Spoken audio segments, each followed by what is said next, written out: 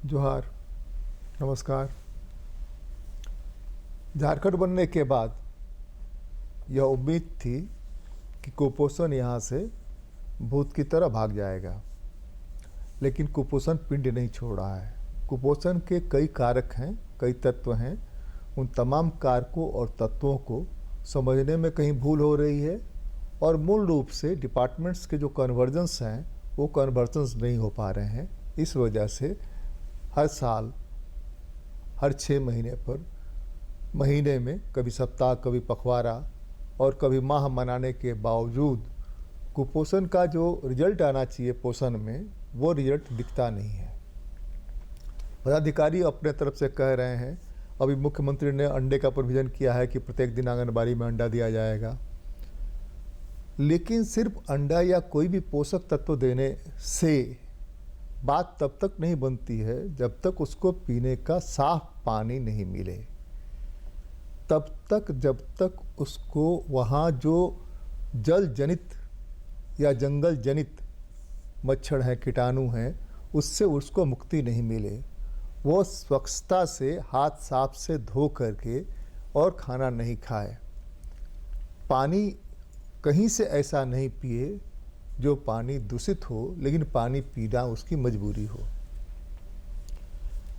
झारखंड पूरी दुनिया में सबसे अमीर राज्यों में एक है, लेकिन अभिशाप के रूप में गरीबी भी है, अभिशाप के रूप में कुपोषण भी है, इसलिए कि संयोजन बेहतर नहीं है। अगर बेहतर संयोजन हो तो आज दुनिया का सबसे अमीर प्रदेश यह बन सकता है, संसाधनों के मामले में भी। और जो हमारे लोग कुपोषण की वजह से मंद बुद्धि हो रहे हैं, उन पर भी लगाम लगेगी और वो बुद्धिमान होंगे। उसमें भी कोई डॉक्टर अंबेडकर हो सकता है, कोई कृष्ण वल्लभ सहाय हो सकता है, उसमें भी कोई बिरसा मुंडा हो सकता है, कोई डॉक्टर रामदयाल मुंडा हो सकता है। संभावनाएं पूरी हैं। इन संभावनाओं को तलाशने के लिए आज हम डॉक्टर्स, होम साइंस एक्सपर्ट्स और जो लोग ज़मीनी स्तर पर काम कर रहे हैं उनको पैनलिस्ट के रूप में लेकर के आपके सामने हाजिर हैं। उनसे पहले परिचय कराते हैं। हमारे साथ है रेखा WOTR, इनका पूरा नाम है रेखा पूर्णिमा खलखो।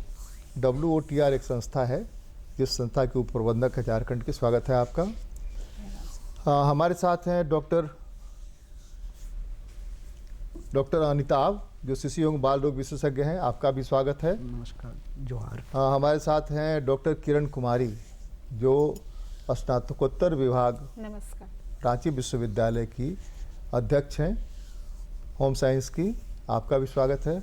हमारे साथ हैं संजय कुमार, जो एक गैर सरकारी संगठन के साथ काम करते हैं। ये इन सब लोगों का ज़मीनी हकीकत से जुड़ाव है और ये लोग बताएंगे कि पोषण और कुपोषण में क्या फ़र्क है और पोषण कैसे बेहतर बनाया जा सकता है। यहाँ जो चीज़ें हैं उन चीज़ों से ही, बगैर किसी के आगे हाथ पसारे। रेखा जी, आप ही समय आरंभ करूँ? बिल्कुल सर।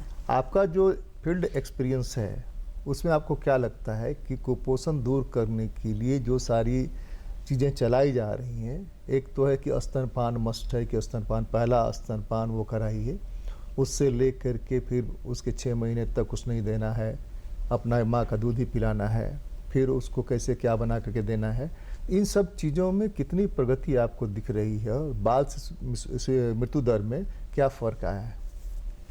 मैं अपनी बात को इस तरह से रखना चाहूँगी सर, जो मेरा ज़मीनी स्तर से जो मेरा ताल्लुकात रहा है, तकरीबन 2011 से मैंने इस क्षेत्र में, रांची में विशेष रूप से काम करना शुरू किया था। और जब हम बस्तियों में जाते थे काम करने के लिए, 38 बस्ती में उसी समय में काम शुरू किया था।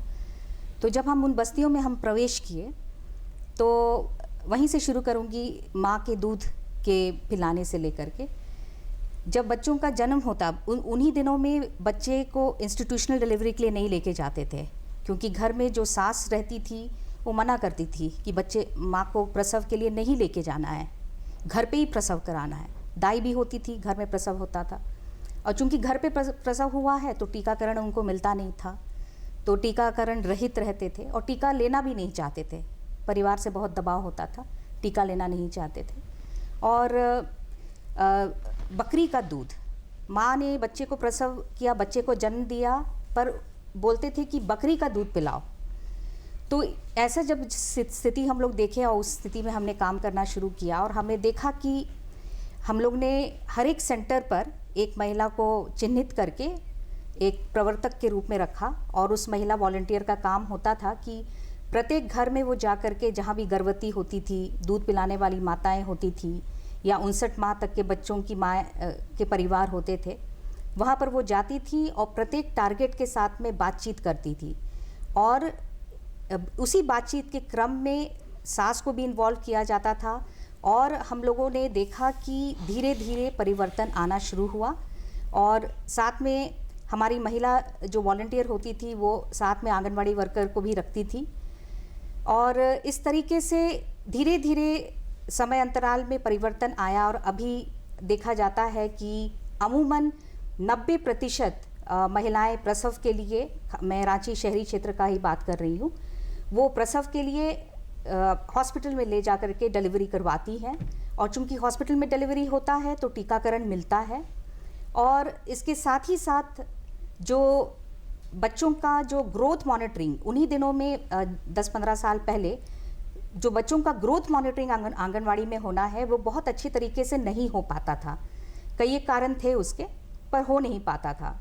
तो हमने उसको भी बढ़ावा देने का बहुत प्रयास किया। कई एक जगह में तो हमने इंस्ट्रूमेंट्स भी दिलवाए ग्रोथ मॉनिटरिंग के। और उसके बाद अभी देखा जाता है कि ग्रोथ मॉनिटरिंग के लिए माएँ खुद बच्चों को लेके आती हैं सेंटर पे और माँओं के बीच में वो जागरूकता हो गई है कि हमें अपने बच्चों का ग्रोथ मॉनिटरिंग करना है। ये जांचने की आवश्यकता है कि मेरा बच्चा किस ग्रोथ लेवल, किस श्रेणी में है, उसको देखना उनके लिए भी उनको लगता है कि ये इम्पॉर्टेंट एक चीज़ है जो मेरे बच्चे के बढ़ते माइलस्टोन के लिए ज़रूरी है। तो इस तरीके से समय अंतराल में हमने देखा कि परिवर्तन आया, ज़रूर समय लगा उसमें, पर अभी फिर भी बहुत और परिवर्तन की भी आवश्यकता है। डॉक्टर साहब, पोषण और कुपोषण ये दोनों में फ़र्क करें तो मेडिकल की परिभाषा क्या है पोषण कुपोषण में? पोषण हमारे शरीर को एक संतुलित आहार चाहिए, एक बैलेंस डाइट चाहिए। अगर वो कुछ चीज़ें होती है जैसे carbohydrate, protein, fat, mineral, vitamin और न्यूट्रिएंट्स, ये अगर हम लोग को सही मात्रा में लेंगे तो ये हमारे शरीर का सारे अंग को सुचालन करने में ये बहुत ज़रूरी है। इसी में कोई चीज़, किसी वस्तु की अगर कोई चीज़ की इसमें कमी हो जाती है तो उसको हम लोग कुपोषण कहते हैं। लेकिन पोषण का दूसरा भाग भी होता है जिसको हम लोग नज़रअंदाज करते हैं, वो ज़्यादा ले लेना। अगर ज़्यादा भी हम लोग लेंगे ये सब कुछ तो हमारी बॉडी में टॉक्सिक प्रोडक्ट के रूप में बनेगा और हमारे शरीर को हानि भी पहुंचाएगा। तो कुपोषण केवल कम भोजन करना नहीं है, अल्प पोषण नहीं है, ये ज़्यादा पोषण होना भी एक प्रकार का कुपोषण है। डॉक्टर किरण, आपसे बात करने के पहले थोड़ा सा बात करें संजय जी से। चूँकि ज़मीनी कार्यकर्ता हैं तो वो थोड़ा बता दें, तब उस पर से आपसे टिप्पणी लेना बेहतर होगा। संजय जी, आप बताइए दोनों गांव और शहर का, दोनों का अनुभव। अभी हमारे पास जो झारखंड इकोनॉमिक सर्वे 23 का रिपोर्ट है, उस रिपोर्ट के मुताबिक झारखंड में 65% प्लस महिला पुरुष एनेमिक हैं। वैसी दशा में उनसे जो बच्चे होंगे वो हीमोग्लोबिन युक्त होंगे क्या? एकदम। और वो जब एनेमिक होंगे तो अपने साथ बहुत सारी बीमारियों को तो ऐसे ही लेकर के आएंगे, हवा से भी उनको बीमारी लग जाएगी और तब डाइन का खोज होने लगेगा, ओझा की खोज होने लगेगी। क्या वस्तु स्थिति है? लोगों को चीज़ों को समझ, पहले तो ये है कि हमको जब बुखार लगता है तो बुखार का हम अपनी दवा करते हैं, तुलसी का पत्ता खाते हैं या जो मन करता है खा लेते हैं। जब बुखार नहीं बर्दाश्त होता तो डॉक्टर साहब के यहाँ जाते हैं कि डॉक्टर साहब देखिए ना, इतना दिन से बुखार है। ये डांटना शुरू करते हैं कि इतना दिन से लेके क्या कर रहे थे, बुखार दूसरे रूप में बदल रहा है। वहाँ जो अवेयरनेस होना चाहिए इन चीज़ों के प्रति, वहाँ अवेयरनेस है कि नहीं, और लोग इन चीज़ों, पोषण और कुपोषण में फ़र्क समझ रहे हैं कि नहीं समझ रहे हैं। क्योंकि भोजपुरी में एक कहावत है जो हर प्रोग्राम में मैं यहाँ कहता हूँ कि भोजपुरी में कहते हैं कि हाथ गोर सुथनी पेट नद कोला। कुपोषण का सबसे बड़ा पहचान यही है कि हाथ पैर जो है एकदम सूखा हुआ है और पेट बहुत निकला हुआ है। इससे बड़ा कुपोषण का कोई पहचान। दुर्भाग्य ये है, दुर्भाग्य बढ़ता ही जा रहा है कि जंक फूड और फास्ट फूड, ये दोनों कुपोषण उन लोगों को जो अमीर घराने हैं जो टेस्ट के लिए उसके चक्कर में पड़े हुए हैं वो भी अब इसमें मर्ज कर हो रहे हैं कुपोषण वाले में। वो जब मर्ज हो जाएंगे तो गरीब को जो मिल रहा है वो मिलना बंद हो जाएगा ऑटोमेटिकली। इसलिए से जहाँ चीज जा रहा है उन्हीं को पोषण ठीक करने में सारी चीजें चली जाएंगी। इसीलिए हम आपकी राय पहले चाहते हैं तो डॉक्टर किरण से आप बात करें। इसमें आप जैसा आप बोल रहे थे मैं उसी बात को जोड़ते हुए बोलना चाह रहा हूँ कि अभी जो नेशनल फैमिली हेल्थ सर्वे आया उसमें अगर पूरा रूरल और अर्बन दोनों का अगर हम देखते हैं तो 11% बच्चे ही हैं जिनको पर्याप्त भोजन मिल रहा है। पर्याप्त भोजन मतलब कि जो डॉक्टर साहब बता रहे थे कि जिसमें पोषण पूरा जिसमें हर फूड को उसको इंट्रोड्यूस होना, तो 11% बच्चे और 89% बच्चे वंचित हैं। तो ये एक बहुत बड़ा नंबर है जो इन वंचितों में शहर के वो लोग नहीं हैं जो फास्ट फूड और जंक फूड के कारण हुए हैं। हाँ, वो नहीं है, वो भी ये वो हैं हाँ, जो जिनको नहीं मिल रहा है, जिनको नहीं मिल पा रहा है। हाँ। तो ये एक बात हुआ। और जो दूसरा बात आप कर रहे थे सर कि न्यूट्रिशन के बारे में, तो न्यूट्रिशन एक अगर हम देखें तो पीढ़ीगत वाला समस्या है हमारे में, और साथ ही साथ इसको बहुआयामी के रूप में देखना होगा, मल्टी डायमेंशनल के रूप में देखना पड़ेगा। क्योंकि न्यूट्रिशन अगर हमको न्यूट्रिशन को ठीक करना है तो केवल बच्चे पे फोकस करने से शायद नहीं होगा। जो आप बात रख रहे थे कि हमको अगर कोई माँ में एनीमिक होगी जो 65% है जो आंकड़ा के अनुसार, तो उस नंबर में जितने बच्चे आएंगे तो वो आउटकम उनका जितना आएगा वो लो बर्थ का बेबी आएगा या कुछ कॉम्प्लिकेशन आएगा। तो वैसे बच्चे को फिर वो जनरेशन टू जनरेशन हम लेते जाएंगे। तो हमको जब न्यूट्रिशन पे देखना पड़ेगा तो हमको कोशिश करना है कि जो पूरे दायरा को पकड़े, जिसमें हम 1000 दिन का बहुत बात करते हैं कि बच्चे का महिला के प्रेगनेंसी से लेके 2 साल के अवस्था में अगर हम बहुत अच्छा देखभाल करते हैं तो बच्चा अच्छा हो सकता है। कुल मिला के 2.5 से 3 साल माना जाता है कि दिमागी ग्रोथ भी उसी समय होता है। और सर इसमें कुपोषण का जब आंकड़ा भी हम देखते हैं तो ज़्यादातर बच्चे आपको 2 साल तक के बच्चे ज़्यादा मिलेंगे। जो परसेंटेज अगर 22% बच्चे दुबलापन का शिकार हैं झारखंड में, तो उसमें से ज़्यादा आपको 0 से 2 साल के बच्चे ही मिलेंगे। और हम ये भी जानते हैं कि 2 साल तक में बच्चे का बौद्धिक विकास 85% हो जाता है। तो जो आप सर बोल रहे थे कि हाइट कम हो यहाँ जाता से है, भी बहुत लोग निकल सकते हैं, हाइट कम हो सकता है, यहाँ से भी बहुत बड़े बड़े लोग निकल सकते हैं। तो उस स्थिति में अगर बौद्धिक विकास में 2 साल में अगर बच्चा मालनरिश रहता है तो उसका बौद्धिक विकास प्रभावित। जयपाल सिंह मुंडा के पीरियड में, बिरसा मुंडा के पीरियड में, सिद्धू कानू के पीरियड में उसके खेत से बछली मिलती थी, उसके खेत से घोंघा मिलता था, उसके जंगल से आंवला भी मिलता था, उसके जिगल से चिरौंदी भी मिलती थी, कटहल भी मिलता था। तो वहाँ कुपोषण का सवाल नहीं उठता था, इसलिए कि प्रोटीन और दूसरे न्यूट्रिएंट्स की जो जरूरत है वो सब उनसे फुलफिल हो जाता था। फिर हम इस डेवलपमेंट में हैं, उस डेवलपमेंट में हमारे पास अब नाम नहीं लेंगे, जंक फूड है और जंक ड्रिंक है, वो वही है। तो अब वो स्टेटस सिंबल है। चूंकि हर घर में टीवी पहुंच गया है तो हर घर में टीवी देख करके जब खा रहे तो उसके साथ जरूर पी रहे हैं। पानी नहीं पिए भले ही, लेकिन उसको पिएंगे। तो एक कार्य पानी, जिस पानी से आप तंदुरुस्ती चाहते हैं वह पानी आप प्लास्टिक के बोतल में अपनी जान पर खेल करके पी रहे हैं, पैसा दे करके। और ये प्रूव्ड है, ये मैं नहीं कह रहा हूँ, गवर्नमेंट्स के आंकड़े कह रहे हैं, दुनिया भर के जितने एनालिसिस हैं उन सारे लोगों ने ये आंकड़े दिए हैं। तो यह भी देखना पड़ेगा ना। अभी सर एकजुट जो जहाँ पे मैं अभी काम कर रहा हूँ तो उसमें हम लोगों ने एक सर्वे किया कि जंक फूड के बारे में कि कितना पेनिट्रेशन, तो वो जो 2021 में हार्डली 10% में था वो अभी 70% तक चला गया है। तो अब उसका एबिलिटी को अगर हम देखें तो वो भी बहुत हाई हो गया है। 50% growth, 50% growth with in 2 year. तो कंजम्पशन क्या है, तो उसमें आप कोई भी पैकेट फूड ले रहे हैं, नूडल्स ले रहे हैं, और वो जो आपका घर में उपलब्ध खाना है उसको ना लेके आप पैकेट की तरफ जा रहे हैं। तो ये एक बहुत बड़ा साइन दिखता है कि आगे और हमारे लिए ये विकट परिस्थिति हो सकती है। बात करते हैं डॉक्टर किरण, आप जिस विज्ञान को पढ़ती पढ़ाती हैं उस विज्ञान में पोषण कुपोषण को कैसे वो करते हैं, और घर में जो भोजन की बात करती हैं तो उस भोजन की कैसे बात करती हैं, या इसी से होकर के इसी माध्यम से जो होटल्स में जाते हैं, होटल मैनेजमेंट पढ़ते हैं, होटल मैनेजमेंट की पढ़ाई करते हैं, वहाँ क्या होता है? सबसे पहले हम ये बताना चाहेंगे कि जो हमारा विषय है होम साइंस, गृह विज्ञान, उसमें सबसे ज़्यादा और उसमें उसका one of the branches, five branches में एक ब्रांच हमारा फूड एंड न्यूट्रिशन है। और जो फूड एंड न्यूट्रिशन ब्रांच है उसमें हम लोग बेसिकली या सबसे पहली बात लोगों को यही सिखाते हैं कि हम लोगों को बैलेंस डाइट खाना है, संतुलित आहार लेना है।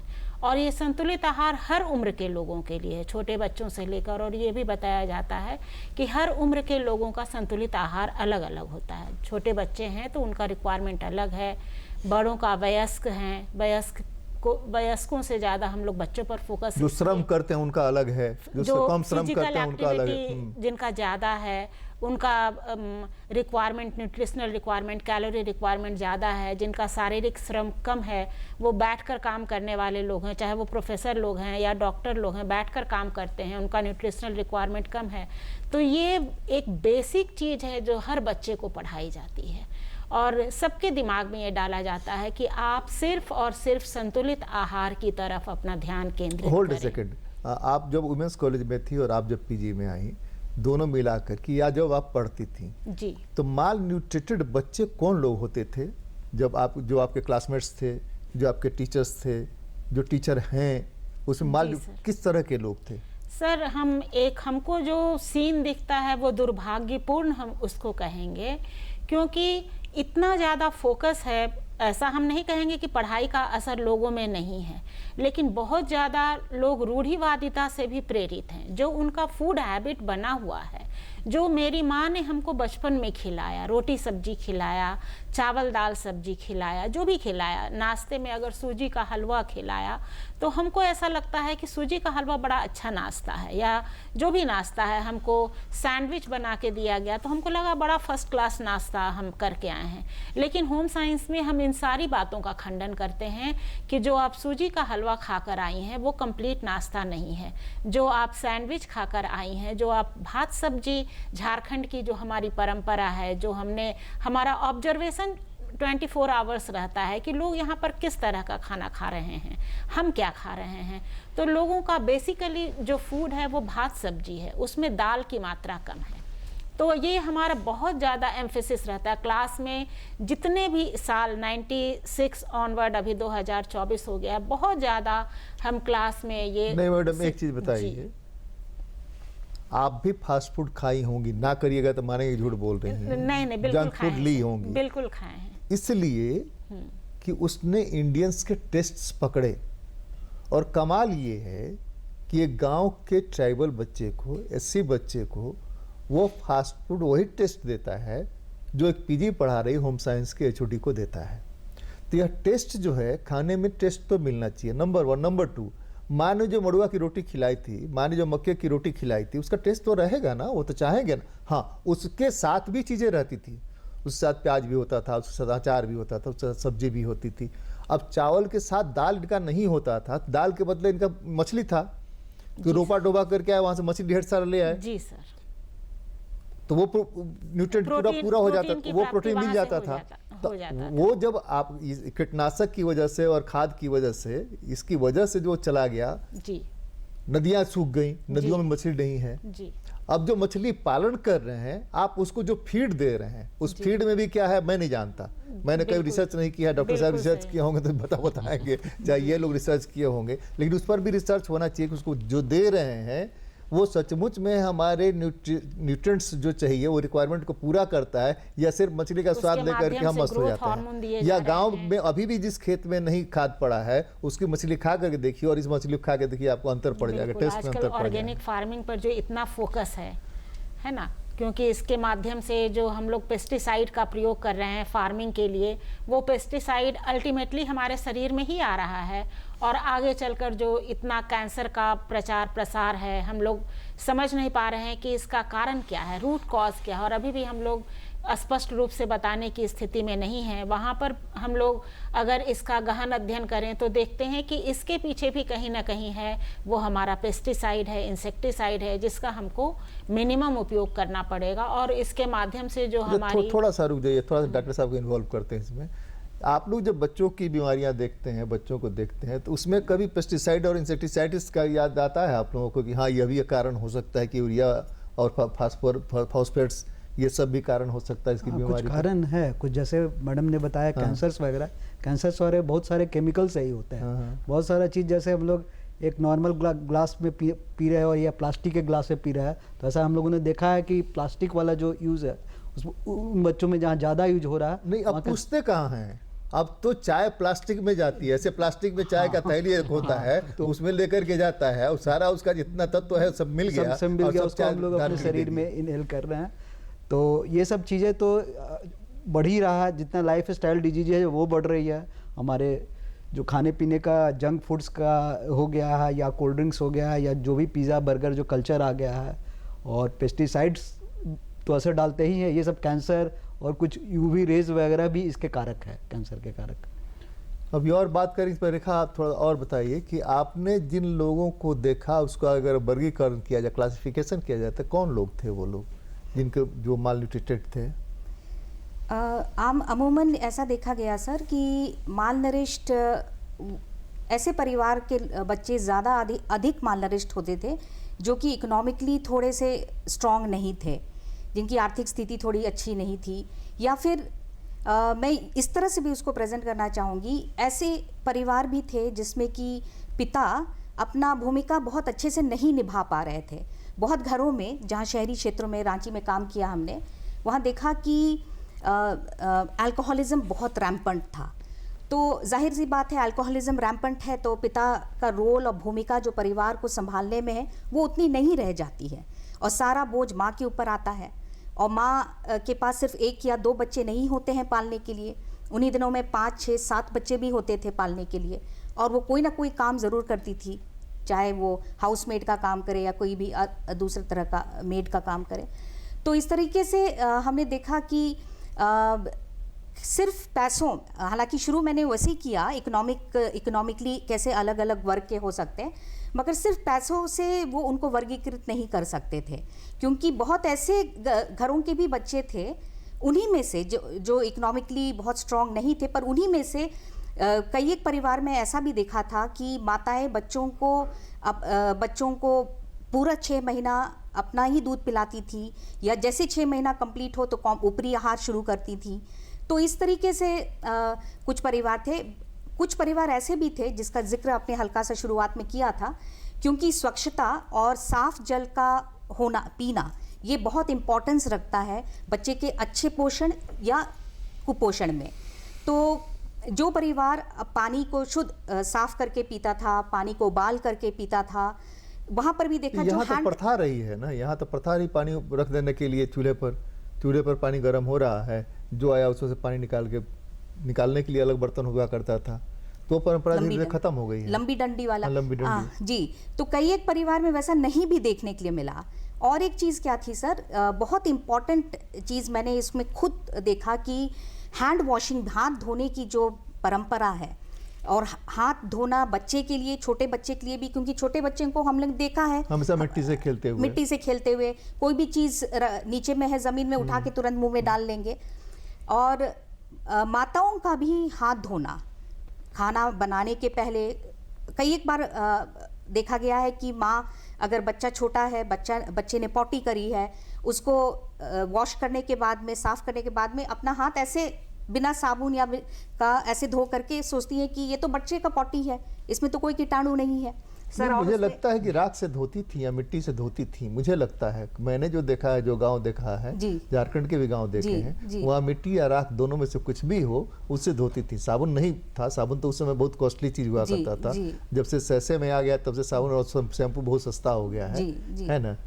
तो हमको ऐसा लगता नहीं है कि वो फील नहीं करती होंगी कि हाँ, जो ये गंदगी है, इस गंदगी को साफ। खैर सर, यहाँ पर एक लाइन मैं ऐड करना चाहूँगी, जो मैडम ने कहा उसी को सपोर्ट करते हुए हमने भी ये सीन देखा है जो मैडम बोल रही हैं, क्योंकि माताओं को अपने बच्चों से बहुत प्यार होता है और अज्ञानता भी अपनी चरम सीमा पर है। वो बच्चे के शौच की सफाई करती हैं, और हाथ धोने की बात है, वो हाथ धो भी लेती हैं, लेकिन वो जो उनका हाथ धोने का तरीका है वो उनका अपना पर्सनल है, जिसमें उन्होंने मिट्टी उठाया या राख उठाया और ऐसे धो हाँ, लिया, हाँ, हाँ। उस जिसका कि उससे हम नहीं लोग साफ हुआ। विज्ञान की भाषा में कहें तो उसका महत्व नहीं, उससे कीटाणु पूरे तरह से जा नहीं रहे हैं।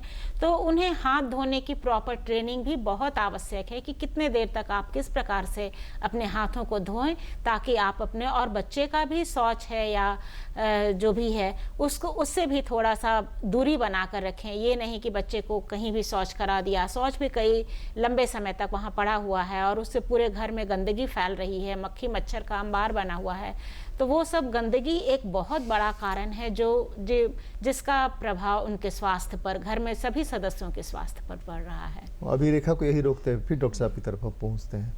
आपके पास माल न्यूट्रिएंट्स बच्चे आए क्या? न्यूट्रिएंट इस तरह के बच्चे कितने, हैं। लगभग क्या संख्या होगी? अब तक आपने कितने बच्चों को देखा? देखिए, हम लोग जैसे मेडिकल कॉलेज में ये सब टर्मिनल केसेज होते हैं, जैसे हम लोग ये शहर में प्रैक्टिस करते हैं तो उतने माल नॉलेज बच्चे आते नहीं हैं। बच्चों में 2 प्रकार का माल न्यूट्रिशन बहुत कॉमनली देखने को मिलता है, एक क्वाशियोरकोर होता है जिसमें, और एक मेरास्मस होता है। एक में प्रोटीन की डेफिशिएंसी होती है और एक में एनर्जी की डेफिशिएंसी होती है। तो ये थोड़ा जो मतलब नीचे मैंने जहाँ गरीबी ज़्यादा है, जहाँ पॉवर्टी ज़्यादा है, वहीं से उसी परिवेश में ये बच्चे आते हैं। हम लोग के सामने आते हैं उन बच्चों का हम लोग फिर आकलन करते हैं, जैसे हम लोग उसका वेट लेते हैं, हाइट लेते हैं, आर्म सर्कमफरेंस लेते हैं, और कभी कभी ब्लड की जांच भी करानी पड़ती है। तो उसमें अगर हम लोग देखते हैं कि जैसे एल्बुमिन, ग्लोबिन वगैरह प्रोटीन होता है वो कम होता है, तो उसको फिर हम लोग क्वाशियोरकोर देते हैं, और ऐसे करके हम लोग डिफ्रेंशिएट करते हैं कि बेसिकली हमको क्या ठीक करना है। उनका फिर उस हिसाब से न्यूट्रिशन या डाइट प्लान चेंज करना पड़ता है। जैसे कुछ बच्चों को सिर्फ प्रोटीन की ज़रूरत पड़ती है और कुछ बच्चों को एनर्जी की ज़रूरत पड़ती है, जिसमें कार्बोहाइड्रेट और फैट की भी ज़रूरत पड़ती है। तो इन बेसिकली ये 2 तरह के बच्चे आते हैं, लेकिन शहरी परिवेश में ये कम आते हैं। मेरा अंदाज़ा है कि अभी भी मेडिकल कॉलेज में ऐसे बच्चे आते हैं, सदर हॉस्पिटल में ऐसे बच्चे आते हैं। हाँ, आपने कभी सिर्फ फूड्स की कमी से बच्चे का माल न्यूट्रिशन दूर करने की कोशिश की है क्या? इस पर हम एक आपको उदाहरण सुनाएंगे, तब आप पहले आपको सुन लेते हैं। सिर्फ फूड्स पे? सिर्फ फूड्स से?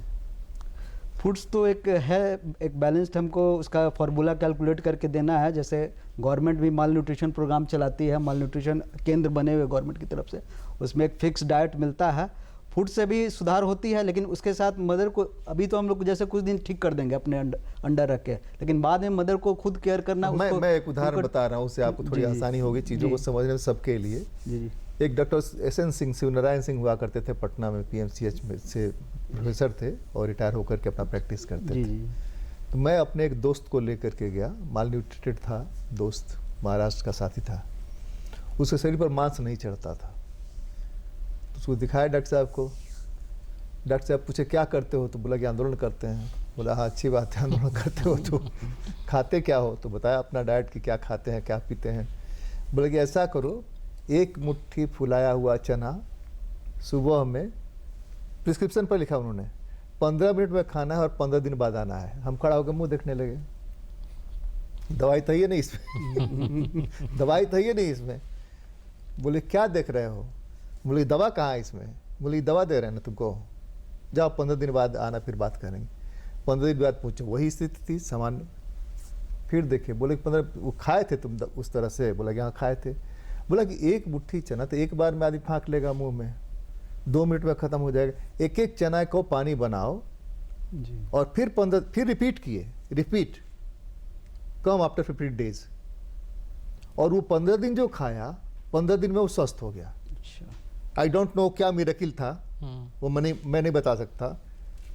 पहले डॉक्टर नक देखते थे, आंख देखते थे, दांत देखते थे, छाती देखते थे क्या है नहीं है। अब डॉक्टर क्या देखते हैं? सारा कुछ मशीन पर, इमेज पर डिपेंड करता है, पैथोलॉजी पर डिपेंड करता है। तो उससे जो टोटल फिजिकल आपको पता चलता एक डॉक्टर के नाते कि उसको किस न्यूट्रिएंट की ज़रूरत है, कौन सा चीज़ चाहिए, तब आप बेहतर ढंग से प्रिस्क्राइब कर सकते थे। पहले ये होता था, माने हम लोग का जब तक जवानी क्या बुढ़ापा आने के पहले तक जो डॉक्टर्स मिले, हमारे उम्र के या तो हमसे थोड़े बड़े, वो सारा कुछ ये करते, अभी भी करते हैं। तो ये चीज़ मिस हुआ है कि हम किसी भोजन से भी उसको कैसे दुरुस्त करते हैं जो वहाँ उपलब्ध है। जो पिछले दिनों हम यहाँ पर किए थे, डायरेक्टर आए हुए थे, उन्होंने बताया कि बाल बाटिका बनाया है उन्होंने आंगनबाड़ी और दूसरे इस तरह की जगह पर, जहाँ की साग सब्जियाँ इस तरह की हो जो उसके जैसे सहजन यहाँ है, जिसको क्या मुनगा भी मुनगा बोलते हैं, मुनगा सर, मुनगा जो बोलते भी हैं, बोलते हैं। और भी सुट्टी बोलते हैं, और सुट्टी क्या भी क्या बोलते क्या हैं, नाम है। जी सर। बोले कि उसका जड़ से लेके फल तक, पत्ते से सब लेकर कुछ सब चीज में वो है। पोषक तत्व से भरपूर। इतना पोषक तत्व तो शायद किसी प्लांट में होगा। आंवला है, उसकी पत्तियों में सर विटामिन सी की प्रचुर मात्रा प्रचुर है। मात्रा है। तो जब ऐसा है तो हम उससे क्यों नहीं दूर करने की कोशिश करते हैं जो हमारे पास उपलब्ध है। उपलब्ध हम बंद डब्बे में क्यों दें? जी सर। बंद डब्बे में जो ह्यूज में बनेगा तो बहुत सारी गड़बड़ी हो सकती है, न चाहते हुए बहुत सारी गड़बड़ी हो जाती है। कई गड़बड़ियां उसमें पकड़ी गई। प्रिजर्वेटिव का इस्तेमाल अभी रहेगा 53 मेडिसिन के बारे में आया, अभी बहुत ज्यादा, 53 हाँ। मेडिसिन के आज बारे में से- आया, आज का न्यूज और हमारी रिपोर्ट नहीं है, गवर्नमेंट ऑफ इंडिया की गवर्नमेंट ऑफ रिपोर्ट इंडिया है। की रिपोर्ट है। पैरासीटामोल। तो हम ये कह रहे हैं कि भाई चीजें कैसे ठीक हो सकती हैं, जो वहाँ चीजें उपलब्ध हैं उसके बेस पर, तब आपका खर्च भी घटेगा, बजट भी घटेगा, और उसका स्वास्थ्य भी जल्दी ठीक होगा। इसलिए कि शायद डॉक्टर ही कहते हैं, डॉक्टर की बात ही मैं बता रहा हूँ, आप शायद तस्दीक करें या न करें, कि हम जो चीज़ें खाते हैं और जो गोली लेते हैं, दोनों के शरीर में पचने में अंतर होता है, ऑब्जर्वेशन में अंतर होता है। इसको जल्दी शरीर ऑब्जर्व करता है, उसको ऑब्जर्व करने में जितना जरूरत होता है उस दिन का जरूरत भर उसके बाद बाहर कर देता है, थोड़ा सा जमा करता है, जबकि इसमें से पूरा जमा करता है।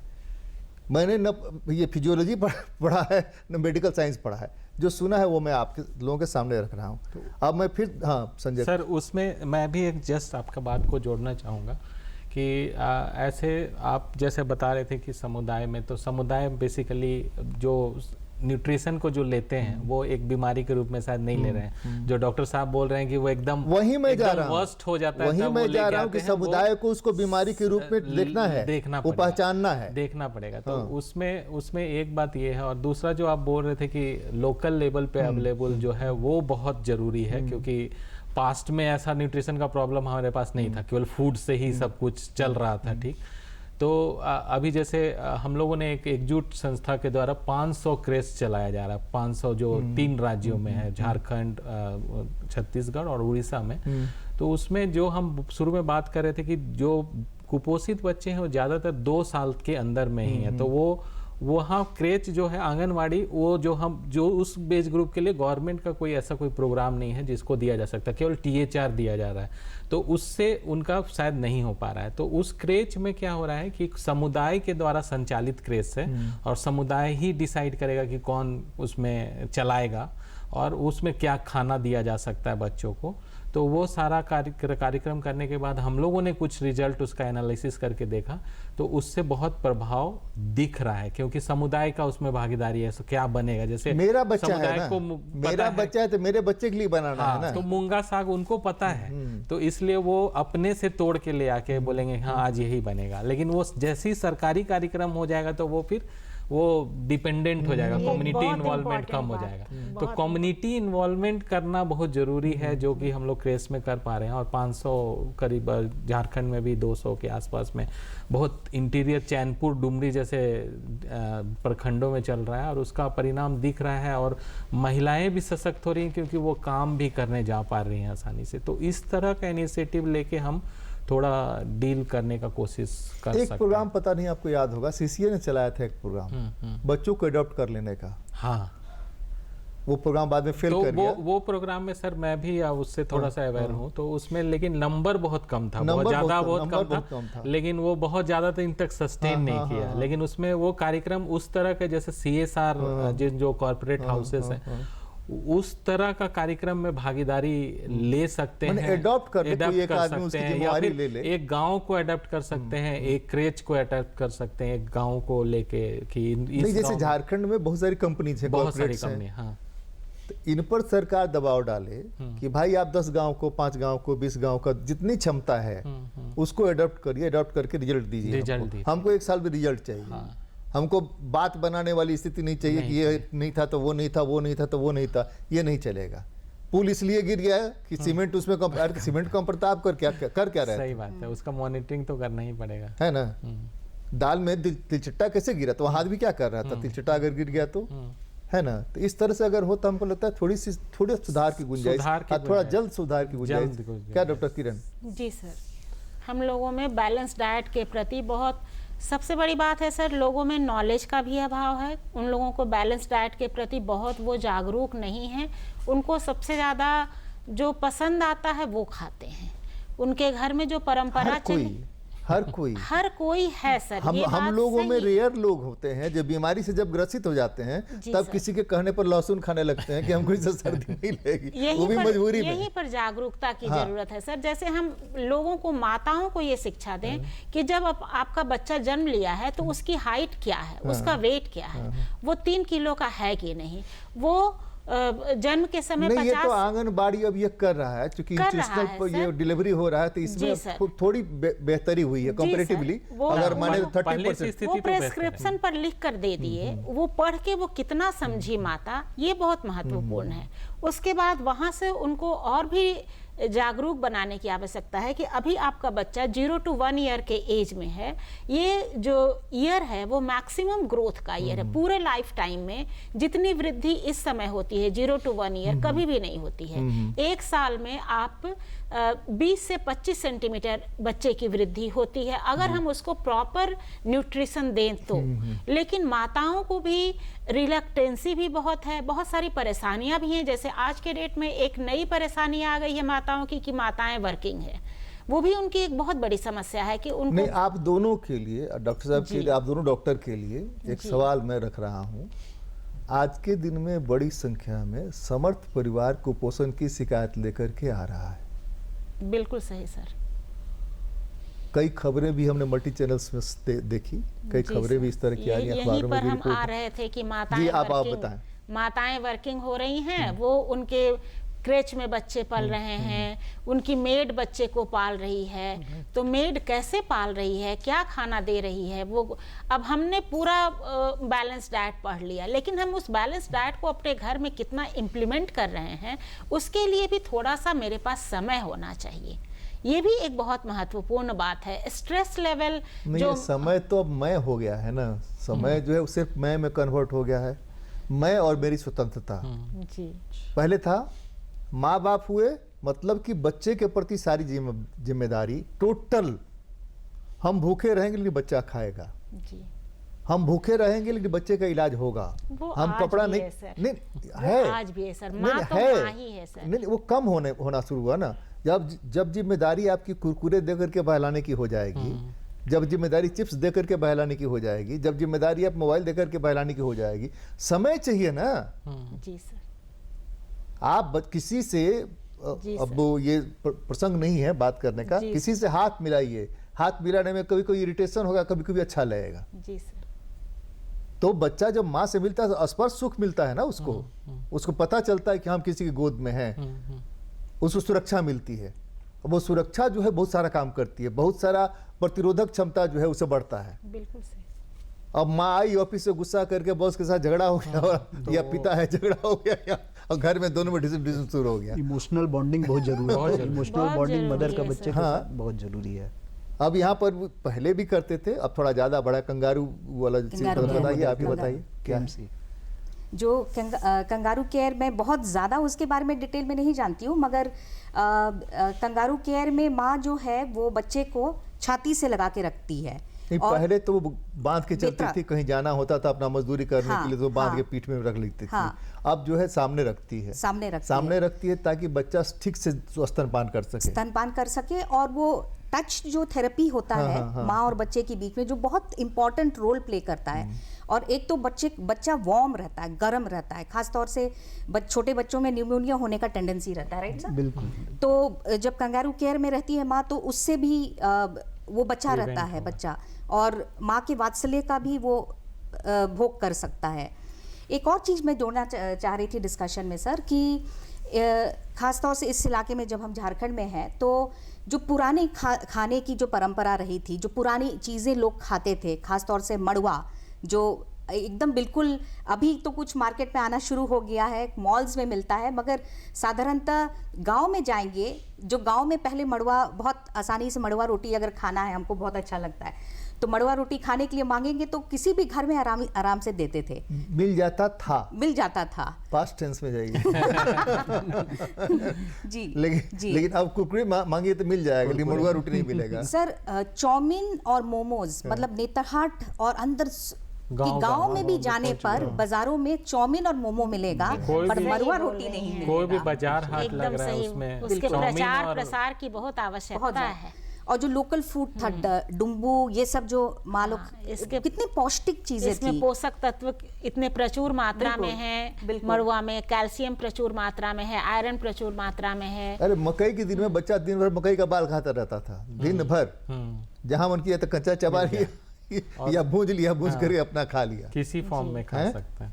कहीं घूमते हुए गया, जो हम बोल मिल रहे हैं वो जाता। घुर्मी करके एक आता था, उसको लेके चबा लिया, तो उसका न्यूट्रिशन तो ऐसे ही पूरा हो ऐसे ही जाता पूरा था। हो जी जाता। और उसमें सर जो हम लोग बात कर रहे थे ना कि जो केयर गिवर वाला जो बात करें मैडम कर रही थी, तो केयर गिवर का एक तो न्यूट्रिशन में रोल है ही है कि आप बच्चे को जब अच्छा से देखेंगे तो उसका खान पान अच्छा हो सकता है। साथ ही साथ में अगर उसके साथ डेवलपमेंट एक्टिविटीज़ का भी बात करना पड़ेगा कि उनका बौद्धिक विकास कैसे बढ़ रहा है, जो कि इतना उम्र में उसको चलना चाहिए, मूवमेंट होना चाहिए, वो किस चीज़ को कितने उम्र में पहचान सकता है। तो ये सब अगर न्यूट्रिशन अच्छा रहेगा तभी जाके हम इस चीज़ों पे नहीं, चर्चा ये कर सकते फर्क आपको कॉलेज और स्कूल में पता चल जाता है। हैं। हाँ, वो दिख जाएगा। उसके बोली में भी अगर आप बात करें, 3 बार सवाल पूछने के बाद तब कहीं हाँ या हूँ बोलेगा जवाब देने के लिए। यानी कि उसके दिमाग में जो शब्द जाने चाहिए जिस तेजी से, उस तेजी से जा नहीं रहे हैं और एनालाइज करके कंप्यूटर की तरह और फट से जवाब खोज नहीं पा रहे हैं। खोज नहीं पा रहा है। तो उस बच्चे का इलाज होना चाहिए अलग से, लेकिन कोई उस पर ध्यान नहीं देता। जो आपने एक फिल्म देखी थी, क्या तारे जमीन पे। तारे जमी पर, तारे जमी पर फिल्म में उस बच्चे को बोर्ड पर नहीं दिखाई देता नहीं है। दिखा। घर में कोई मानने के लिए तैयार नहीं है। यह एहसास जो है हमको गार्जियंस को कैसे कराना होगा। तमाम काम करती हो जो खासकर ग्रासरूट में काम कर रहे हैं, आप पढ़ा रही हैं, वहाँ से बच्चे जो गांव जाएंगे जा करके बताएंगे लोगों को। आप रिसर्चर्स को फील्ड्स में भेजती हैं क्या? रिसर्चर्स फील्ड में ही हमारे यहाँ जो सब्जेक्ट है वो फील्ड ओरिएंटेड रिसर्च ही है और इस विषय पर काम हो रहा है सर। और ये भी हम लोगों को मानना पड़ेगा कि लोगों में भी अभी जागरूकता आई है और वो लोग समझने लगे हैं कि बैलेंस डाइट का महत्व कितना ज़्यादा है। उनको पता चल रहा है कि हमको सिर्फ रोटी सब्जी भात सब्जी नहीं खाना है, उसमें थोड़ी मात्रा में प्रोटीन किसी रूप में हमको चाहिए। जैसे हम लोग सब हर आर्थिक स्तर के लिए, जैसे मान लीजिए कोई व्यक्ति गरीब है तो हम लोग बहुत स्ट्रेस दे के बताते हैं कि ऐसा नहीं कि कोई आदमी गरीब है तो वो संतुलित आहार का सेवन नहीं कर सकता। वो आराम से दाल, देखिए दाल में प्रोटीन की इतनी अच्छी मात्रा है तो आप दाल प्रतिदिन खाइए, बल्कि तीनों टाइम के खाना में गारंटी से खाइए। अगर आप मांसाहारी हैं तो ठीक है, मीट मुर्गा को महंगा भोज्य पदार्थ हम कहते हैं, लेकिन अंडा है जो कि सस्ता, एक कंपैरेटिवली मीट मुर्गा की से तुलना करेंगे तो वो सस्ता पड़ेगा। उसमें 13% प्रोटीन है, 13% फैट है और 13% प्रोटीन माने रखता है। और उसकी जो प्रोटीन की गुणवत्ता है, बायोलॉजिकल वैल्यू है, वो मैक्सिमम है। जितना अंडा का जो प्रोटीन का क्वालिटी है उस लेवल का क्वालिटी दूध का भी नहीं है। तो ये अलग बात है कि साथ साइड बाय साइड हम उनको ये भी बताते हैं एक और सवाल मैं पूछना चाह रहा जी। था, आप पूरा कर लीजिए उसके बाद। तो ये साइड बाय साइड हम उसके सारे प्लस पॉइंट्स बताते हैं कि देखिए इसमें न सिर्फ इतनी मात्रा में प्रोटीन है, तो उसमें आप यॉक में देख लीजिए विटामिन ए की इतनी प्रचुर मात्रा है, आयरन की प्रचुर मात्रा है। तो आयरन की कमी मोस्ट कॉमन प्रॉब्लम है। विटामिन ए की कमी लकीली हमारे झारखंड में कम है सर, क्योंकि हमारे झारखंड में प्रचुर मात्रा में फल सब्जियां हैं, लोग इसका सेवन करते हैं। और दूसरे स्टेट में जाइएगा तो वहाँ फल सब्जी का सेवन कम कमाल करते ये हैं। है कि यहाँ के बहुत सारे चापाकलों में आयरन बहुत है, हाँ, आयरन बहुत है लेकिन सर। आयरन की कमी भी लोगों में बहुत है। आयरन की कमी है, जल्दी बच्चे होंगे, है ना। वो जो बच्चा अपने माँ के गर्भ से जो रिजर्व लेके आता है वो बहुत आवश्यक है। इस पर डिसाइड होता है कि वो 6 महीने के बाद उसको स्तनपान बंद करवाएगी या फिर 6 महीने से पहले उसको फिर सप्लीमेंट्री फूड देना शुरू कर देगी। लेकिन अभी भी ग्रामीण क्षेत्रों में चले जाइए तो जल्दी बच्चे हो रहे हैं, जल्दी बच्चे हो रहे हैं। तो जो मैटरनल रिजर्व माँ अपने बच्चे के लीवर में देकर भेजती है वो कहाँ से, बेचारी के शरीर में खुद खाना नहीं है और उसके बाद कम उम्र में शादी। अभी स्थिति हालांकि सब जगह स्थिति सुधरी है सर, हर जगह इतना जो पढ़ाई हो रहा है, तो ऐसा हम बिल्कुल भी नहीं कर सकते, इतना निराश तो नहीं हो सकते हैं कि किसी में कुछ इतना हम निराश लोग। होते तो यहाँ के होते हैं। जी सर, जी सर। आशा है, इसीलिए उम्मीद में आशा है। है। हम एक चीज जानना चाह रहे जी थे सर। आपसे। गांधी जी और बहुत सारे लोग, मैंने भी बकरी का जी दूध सर। पिया है, माना यह जाता है कि बकरी के दूध में रोग प्रतिरोधक क्षमता कंपैरेटिवली दूसरे जानवरों के दूध से ज्यादा होती है। आई डोंट नो, जी सर, क्योंकि न मैं डॉक्टर हूँ और जी। न होम साइंस का विद्यार्थी रहा हूँ, जी। इसलिए कि मैं बता सकूँ। तो ये सचमुच में ऐसा है क्या? जैसे इन्होंने बताया कि गांव में लोग अपना दूध खिरसा पिलाने के जगह पर बकरी का दूध पिला देते थे। गांधी जी बकरी के साथ ही अपना जीवन गुजारे और गांधी बकरी के साथ ही मरे।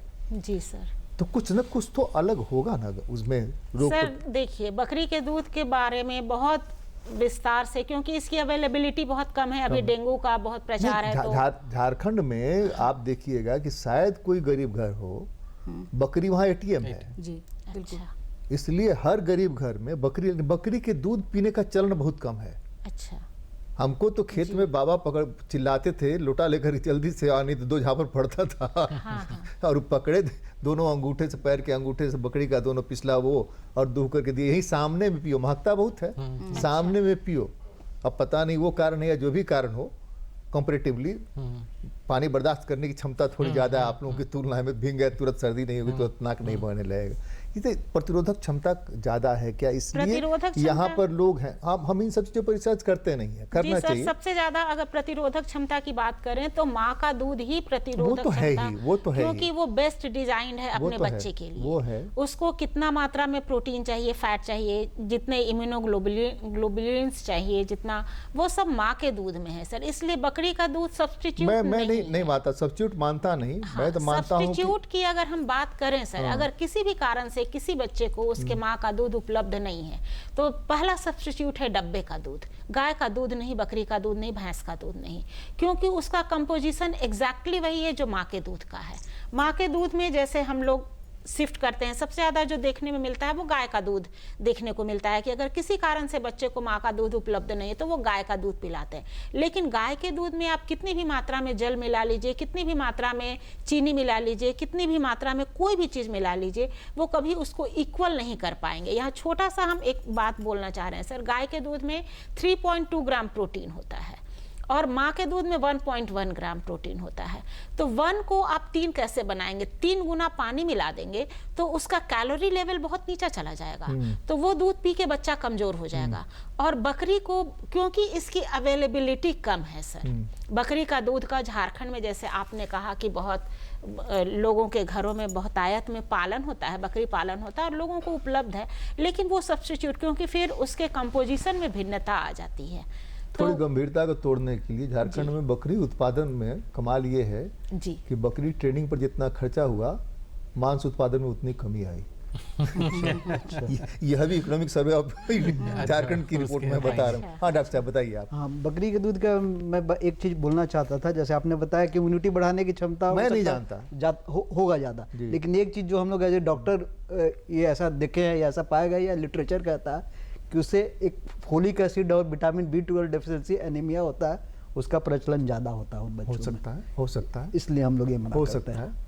मैं और तो जैसे कि मैडम ने बताया कि मैंने बच्चा का, मैंने मिल्क स्पेसिफिक, जो मदर का बच्चा है उसी का बच्चा के लिए वो मिल्क उसके लिए स्पेसिफिक है। दूसरे मदर का भी दूध हम लोग नहीं हाँ, देना चाहिए। तो दूसरे जानवर का तो बात ही नहीं करना है। मैंने मदर एकदम कोई भी जानवर इंडिविजुअल उसका स्पेसिफिक है। सब्स्टिट्यूट नहीं है सर, कोई भी जानवर। हाँ, दूसरी मदर सब्स्टिट्यूट हो मैडम सकती ये है। बताइए कि राजाओं के बच्चे धाय का दूध पी के राजा कैसे बन जाते थे? सर माँ के दूध का सब्स्टिट्यूट कोई माँ हो सकती है, वो बेटर सब्स्टिट्यूट है। हाँ, वो बेटर वो सब्स्टिट्यूट बेटर है सर, गाय के दूध से 100 गुना अच्छा है, क्योंकि वो ह्यूमन मिल्क है। उसका कंपोजिशन वही है जो उसकी माँ का, बेचारी की माँ मर गई या जो भी हुआ सर। इसलिए आजकल हम लोग ह्यूमन तो मिल्क वो- बैंकिंग भी तो ह्यूमन मिल्क बैंक बहुत अगर कर रहे हैं, है आप तो वो बेस्ट रांची सब्स्टिट्यूट में है। भी और वही इसका- सब्स्टिट्यूट हम डब्बे में के रूप में हम लेके आए हैं कि उसमें सब लिखा रहता है डब्बे के गवर्नमेंट ऊपर। ने तो मना कर रखा है कि आप ऐड तक नहीं दे सकते हैं। क्या सर? गवर्नमेंट बोलिए। मना कर रखा है कि आप दूध जो है उसका ऐड वो- तक वो ऐड तक नहीं इस- दे सकते। अगर देते हैं तो आपके खिलाफ कार्रवाई वो होगी। प्रमोट करने के लिए वो इसलिए है सर, ब्रेस्ट फीडिंग को प्रमोट करने के लिए ज्यादा से ज्यादा। निश्चित रूप से हर माता को, बच्चे का ये अधिकार है, फंडामेंटल राइट है उसको कि उसको अपनी माँ का दूध मिले। अब देखिए कि आज के डेट में बहुत अच्छी बात है मैडम कि फंडामेंटल छह- लगता हमको समान रूप से जीने का भी है। कहाँ जीने का अधिकार है यहाँ फंडामेंटल? हाँ संजय जी हाँ सर। बताइए। तो मेरे समझ से सर कि नो डाउट है कि बच्चे को तो दूध माँ ही का मिलना चाहिए, उसमें डाउट नहीं है कि माँ का ही मिले। और जो मैडम बोल रही हैं कि डब्बा वाला, तो वो शायद माने नहीं देना ही रिकमेंडेड है। WHO का भी जो रिकमेंडेशन है उसमें भी वो डब्बा बंद दूध को कभी नहीं देने के लिए बोला गया है। तो उसको तो प्रमोट नहीं करना, उसके लिए अलग अलग अल्टरनेटिव अभी शुरू हुआ है कि मुझे तो मदर मिल्क डॉक्टर का भी ने बताया कि आप ban- प्रिस्क्रिप्शन पर लिख नहीं सकते हैं, हाँ, allow ban- नहीं, और नहीं, वो हम लोग भी लिख एकदम बैंड है, सकते WHO ने उसको बैन कर रखा है अक्रॉस द वर्ल्ड। और अभी मदर मिल्क का बैंक का बहुत सारा जगह एग्जाम्पल सेट हो रहा है, रांची में भी सर बता रहे हैं रांची कि में हो रानी रहा हॉस्पिटल है। में तो लेकिन milk उस तरह का प्रचार प्रसार नहीं है कि जिनके बच्चे को नहीं दूध मिल पा रहा है तो जिनके पास है वो कैसे दे पाएंगे। नहीं, वो जहाँ है, जहाँ रानी अस्पताल है, दोनों में इतना गैप है ना। कहाँ है? पाकुड़ में है।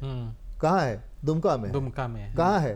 वो ये कहना है आपको झांसूगुड़ा में है। तो वहां से बच्चा कैसे आएगा आपके पास? नहीं आ सकता है। और ज्यादातर अब सर जो अफोर्डेबल हैं शहर के लोग वही ना जा सकते हैं वहां पर, जिनको अपना फिगर भी देखना है, फिगर भी मेंटेन करना है कि बच्चे को दूध पिलाने से फिगर ये हो जाएगा, गड़बड़ हो जाएगा। और दूसरे वो लोग जो समर्थ लोग हैं, इसीलिए मुफ्त में तो मिलेगा नहीं वहां पर। होम साइंस में सर हम लोग बहुत डिटेल में पढ़ाते हैं कि माँ का दूध पिलाने से फिगर खराब नहीं होता है बल्कि फिगर अच्छा हो वो जाता तो बहुत सारा स्टडी भी है। क्रांति है। हाँ, वो तो बहुत सारा स्टडी है। ऑक्सीटोसिन हार्मोन है सर, वो निकलता है माँ का दूध। जब बच्चा माँ का दूध पीता है तो माँ के पिट्यूटरी ग्लैंड से ऑक्सीटोसिन हार्मोन निकलता है, जो कि उसके गर्भाशय को पुरानी अवस्था में सेट करने में मदद करता है। तो प्राकृतिक रूप से जितना लंबे समय तक माता बच्चे को अपना दूध पिलाती है, प्राकृतिक रूप से उसका फिगर बेटर होता है। लेकिन आप जो पढ़ाती हैं लगता है पढ़ते नहीं है लोग। पढ़ना दो तरह का होता है, एक तो किताब में जाके लिख देना, एक गुन्ना। इसीलिए अपने यहाँ ज्ञान गायब हो गया। शिक्षा है जी सर, रविन्द्रनाथ टैगोर की भी इसमें यही सर परिभाषा है। हम ये भी देख सकते हैं ना कि जो शहर का परिवेश है और गांव का परिवेश है, दोनों में बहुत अंतर है। कि हाँ डॉक्टर, समय खत्म है, आप कंक्लूड करना चाहें, कुछ स्पेशल अपना देना चाहेंगे? बिल्कुल। ये हम लोग जैसा कि अभी ये न्यूट्रिशन वीक मना रहे हैं, तो हम लोग खासकर न्यूट्रिशन से बच्चे और महिला ही ज़्यादा प्रभावित होते हैं, तो उन लोगों को खास ध्यान देना है। मदर चूँकि अपने अंदर में एक बच्चे को भी जानती है, इसलिए अपना स्वास्थ्य का ख्याल रखेंगी, तभी हमारा आने वाला भविष्य भी खुशहाल और स्वस्थ होगा। रेखा, मैं यही बोलना चाहूँगी कि ट्रेडिशनल जो फूड सिस्टम था हमारा, उसमें हमें वापस जाने की ज़रूरत है। हाँ डॉक्टर किरण मैडम। हाँ, मैं ये कहना चाहूँगी कि सबों को संतुलित आहार के प्रति खास तौर पर ध्यान देने की आवश्यकता है। हर उम्र के लोगों को संतुलित आहार का ही सेवन करना चाहिए। झारखंड में अगर हम देखें तो कुछ तो सुधार हुआ है पिछले आंकड़ों से अगर हम कंपेयर करें तो, लेकिन और बहुत सारा अभी नंबर है जो कि बच्चा हम उम्मीद नहीं छोड़ सकते, हम आशा की किरण ढूंढते हुए कहीं तक जा सकते हैं। हम इस उम्मीद में हैं कि झारखंड भी उतना ही समृद्ध होगा जितना मिनरल्स के मामले में इतना यहाँ समृद्ध है, और बच्चे भी वैसे ही समृद्ध होंगे। और बच्चे के लिए जो कमी रह गई है, सरकार के स्तर पर जो योजनाएं चलाई जा रही हैं, वो और नीचे के लेवल तक पहुँच करके उनको समर्थ बनाएगी। इसी उम्मीद और कामना के साथ आज तो बस इतना ही। अगली बार मिलते हैं, किसी और मुद्दे पर बात करते हैं। बीच बहस में आप सब लोगों को जोहार, नमस्कार। जोहार।